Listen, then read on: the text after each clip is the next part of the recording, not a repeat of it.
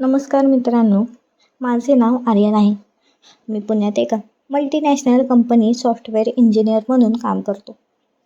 ऑफिसच्या कामाच्या व्यापातून थोडा ब्रेक हवा होता, म्हणून मी अचानक गोव्याला जाण्याचा प्लॅन बनवला. गोव्यात माझ्या एका खास मित्राची म्हणजेच अद्वैतची सासरवाडी होती. अद्वैतने प्रेमविवाह केला होता आणि त्याची मेहुणी, जिचे नाव सानिका होते, ती तिथेच एका 5 स्टार हॉटेलमध्ये मॅनेजर म्हणून कार्यरत होती. मी कोणालाही कल्पना न देता विमानाने गोवा विमानतळावर उतरलो. तिथून टॅक्सी करून मी थेट अद्वैतच्या सासऱ्याच्या घरी पोहोचलो. भर उन्हात अचानक मला दारात पाहून सर्वांनाच आश्चर्याचा धक्का बसला. घरात पाऊल ठेवताच अद्वैतचे सासरे, सासू आणि सानिका यांनी माझे हसून स्वागत केले. अद्वैतच्या सासूंचे नाव मृणालिनी होते. त्यांचे वय साधारण 40 वर्षे होते, पण त्यांना पाहून कोणीही तसे म्हणणार नाही. त्या दिसायला अत्यंत सुंदर, फिट आणि डॅशिंग होते. त्यांचे सासरे विजयराव हे 55 वर्षाचे होते आणि मोठ्या बिझनेसचे मालक होते. त्यांच्याकडे अफाट संपत्ती होती. मला पाहताच मृणालिनी काकू म्हणाल्या, "अरे आर्यन, तू आणि असं अचानक? किमान एक फोन तरी करायचा होतास. आम्हाला तयारी करता आली असती. बरं झालं आलास. खूप दिवसांनी पाहिलं तुला." मी हसून म्हणालो, "काकू, ऑफिसची एक कॉन्फरन्स होती इकडे. विचार केला की तुम्हाला हे भेटून घ्यावं. बाकी काही खास काम नव्हते माझं." त्यावर त्या म्हणाल्या, "तू तर खूपच बदलला आहेस की. एकदम हँडसम दिसतोयस. बस तू, मी तुझ्यासाठी थंड सरबत बनवते आणि नाश्ता घेऊन येते." मृणालिनी काकूंकडे पाहून मला नेहमीच वाटायचे की विजयराव आणि त्यांच्या वयात 15 वर्षाचे अंतर असूनही त्या किती उत्साही आहेत. विजयरावांच्या पैशांपेक्षाही त्यांच्यातील आत्मविश्वास जास्त आकर्षक करत होता. काही वेळातच काकू सरबत घेऊन आल्या. त्यावेळी त्यांनी एक डिझायनर शिफॉन साडी नेसली होती. ज्यावेळी त्या ट्रे खाली ठेवण्यासाठी वाकल्या, तेव्हा त्यांच्या खांद्यावरून पदर थोडा निसटला. त्या क्षणी जे मला दिसले ते पाहून माझे लक्ष विचलित झाले. त्यांनी पटकन सॉरी म्हणत स्वतःला सावरले आणि हसून मला म्हणाल्या, "सरबत पिऊन फ्रेश हो, मग आपण जेवूया." तेवढ्या सानिकाची एंट्री झाली. सानिका 22 वर्षाची होती. माझ्यापेक्षा फक्त 2 वर्षांनी लहान. ती शॉर्ट्स आणि टी शर्टमध्ये एकदम हॉट दिसत होती. "Aryan, what a surprise!" ती ओरडतच माझ्याजवळ आली. आम्ही खूपच वेळ गप्पा मारल्या. विजयराव थोड्या वेळाने आपल्या खोलीत विश्रांतीसाठी गेले. काकूंनी सांगितले की विजयरावांना गेल्या काही दिवसांपासून पायदुखीचा खूप त्रास होतोय.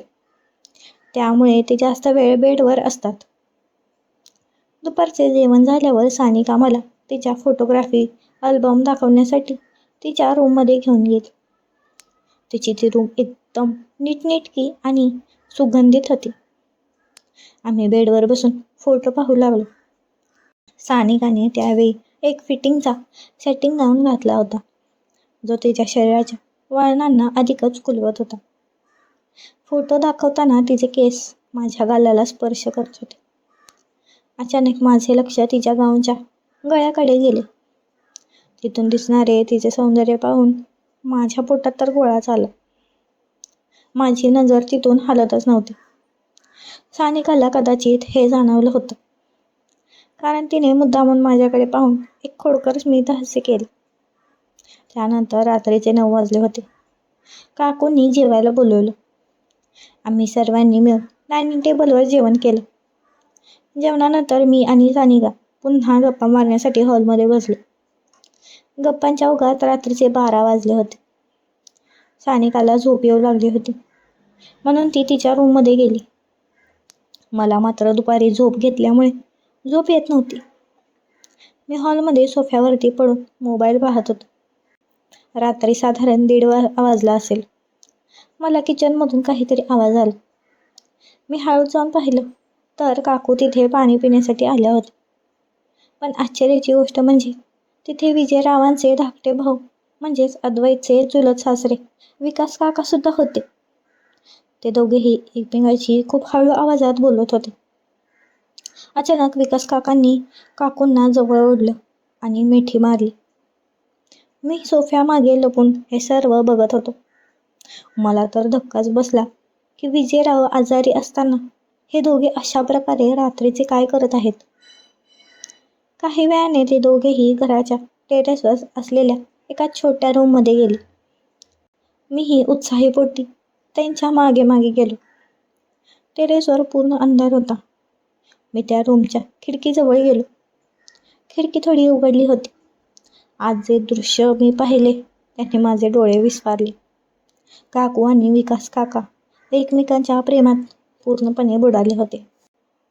त्यांच्यातील ती केमिस्ट्री पाहून मला समजले की विजयरावांच्या आजारपणामुळे काकूंच्या इच्छा अपूर्ण राहिल्या असाव्यात आणि त्या विकास काकांकडे आपले सुख शोधत होत्या. मी तिथे जास्त वेळ थांबणे योग्य नव्हते, म्हणून मी खाली आलो. हॉलमध्ये आल्यावर मला कोणाची तरी सावली दिसली. नीट पाहिले तर ती सानिका होती. ती सुद्धा टेरेसवरूनच खाली येत होती. याचा अर्थ सानिकाने सुद्धा हे सर्व पाहिलं होतं. ती मला पाहून थोडी गोंधळली आणि विचारलं, सानिका, तू इतक्या रात्री वर काय करत होतीस?